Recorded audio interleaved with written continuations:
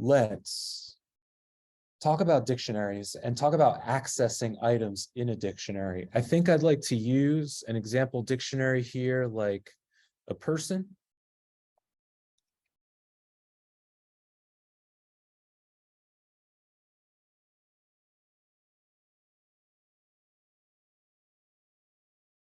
So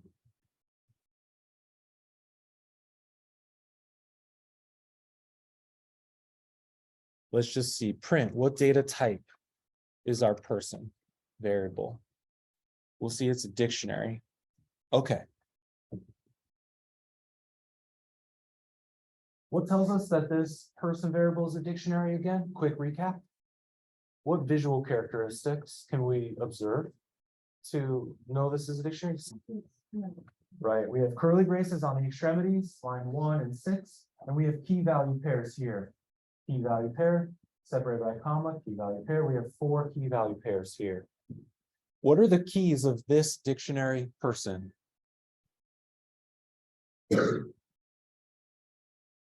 We know I just want to spread it around a little bit. We know a dictionary has key value pairs. So what are the keys of this dictionary person? Is that a hand?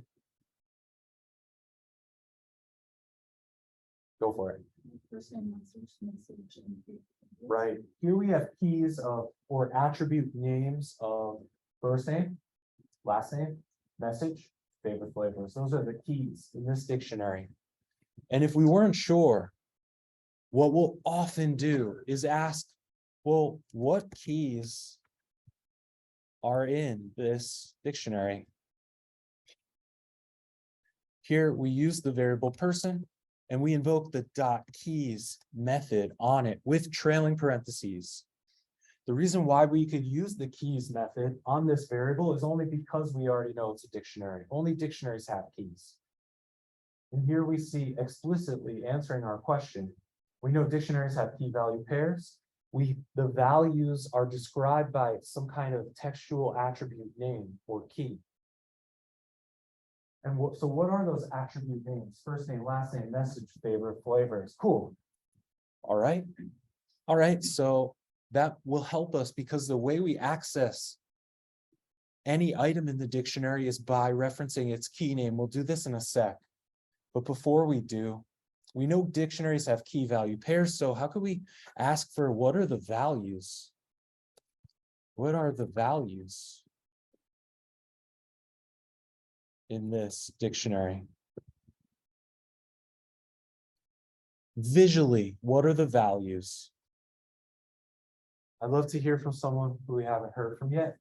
This person variable is a dictionary. It has key value pairs. We said the keys are first name, last name, message, and favorite flavors. So what are the corresponding values? Exactly. So here are the values. This person, Ophelia, Clark, some kind of message, hi, thanks for the ice cream, and some kind of list. Okay, cool.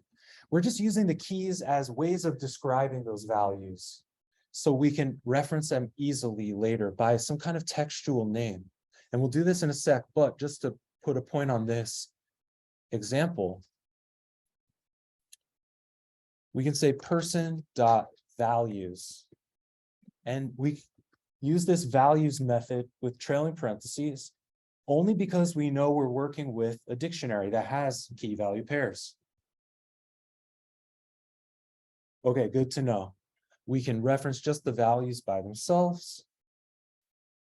You might see a question in our midterm prep that you'll need to do the following. Ask for the key value pairs. What are the pairs in this dictionary? We can also say person.items, I think. It's either items or entries, I forget. Items, great. So if we need to convert this dictionary to a list for any reason, we can kind of access the items, which have the key value pairs as modeled as tuples. But anyway, let's not focus on this items because it's a little complicated. Just know that you could access only the keys if you want, only the values, or you could reference the key value pairs in some loop thing that you could loop through if you wanted to. This will be a little less common. The most important part here, though, is what are the keys? That's the thing that you'll ask most often when you're dealing with a dictionary. How do we work with this dictionary? What are its keys? The reason why this is so important is because when we access an item in a dictionary, we'll do so by referencing its key name. So let's do this. Accessing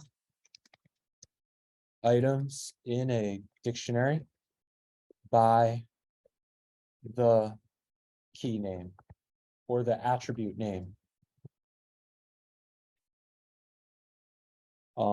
If you're looking to work with this variable, you'll find it in our notes about dictionaries, but I'll share it here with you as well in Slack in case that's helpful for you. So you can follow along fully with what we're doing here with this person variable. All right, but let's see. We have a person variable, that's all good. It has certain keys about it. And so if we want just the first name here, we'll do something similar to how we access items in a list. We know a list can contain many items, and we access the values in a list by their numeric position, known as the index, which starts at 0. But if we have a dictionary, the items are referenced by their textual attribute name or key. So we'll say person, square brackets, and now in quotes, the name of the key. In this case, maybe first name. Boom. So we can pick apart just one part of this dictionary, only the part that we care about. So sure, we could do that with the first name or the last name and all of these keys that we see. Message.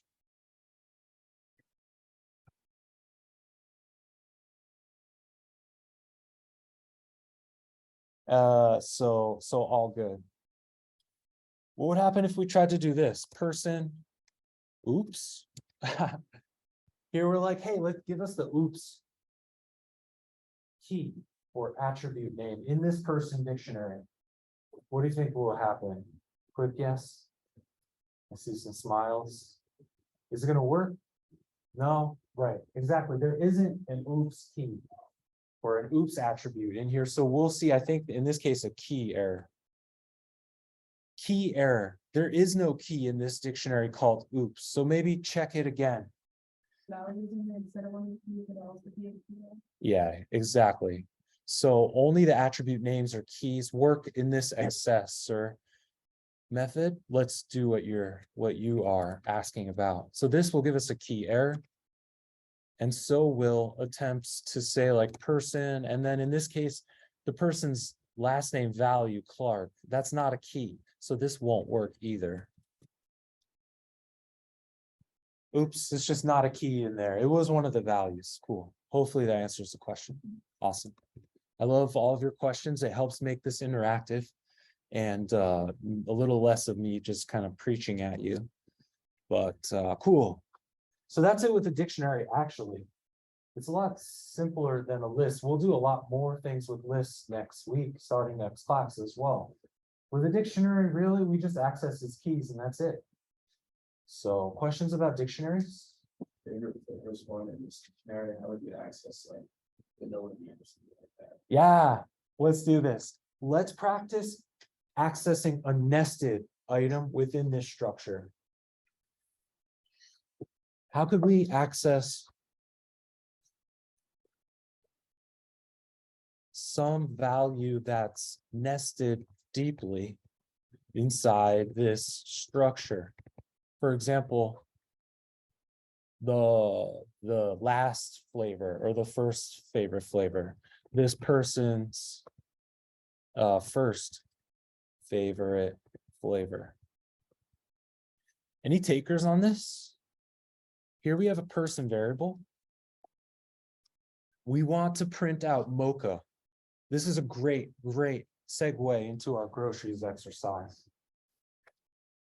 We might not be able to print mocha directly, but maybe we could break this up into steps and eventually arrive there. Any takers on how we might get started? our goal is to print mocha, which is one of the items in a list value that has a corresponding key of favorite flavors. So maybe we'll just start one level at a time. We have to start at the outermost level. So I guess maybe, will anybody have any ideas before I give this to you? We know the mocha is inside this favorite flavors list, so let's go there first. Let's go down one level just to get the favorite flavors. Maybe we can say like person. And now to access this key of favorite flavors, we'll use our dictionary accessor square bracket with some kind of textual attribute name going inside the square brackets. Like favorite flavors? All right, cool. Now that's a list. So how do we take the second item of any list? What data type is this thing?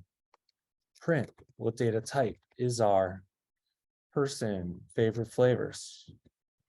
It's a list. Okay. So our list rules now apply. Yeah, exactly. So what we could do now is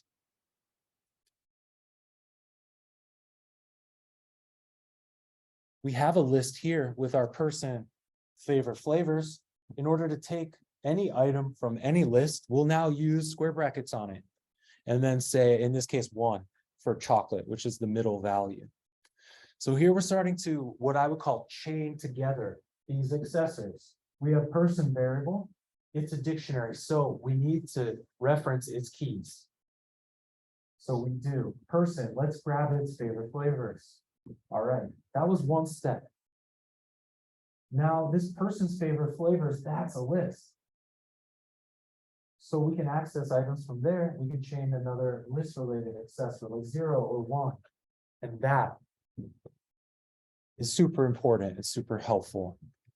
So one way of doing this is to chain together these accessors.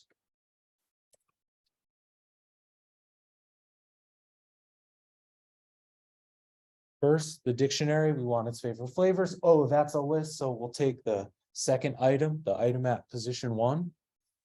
However, if this is blowing your mind, if you're like, what, why do we use this and then another square bracket? Then just break it up into smaller steps like this. Alternatively, take it in multiple steps. You know, you could always store anything in a variable. So maybe we'll do faves equals our person favorite flavors. Now we can print faves and print. Well, what data type is our faves variable? This will be the first step. If you're thinking that chaining together these accessors is a little confusing, no worries. Take it in steps. First, let's get these favorite flavors. Maybe store them in a variable. Now we have this faves variable that is a list. Now we know how to work with lists. We could access its items using numeric position. So we could always now print faves 1.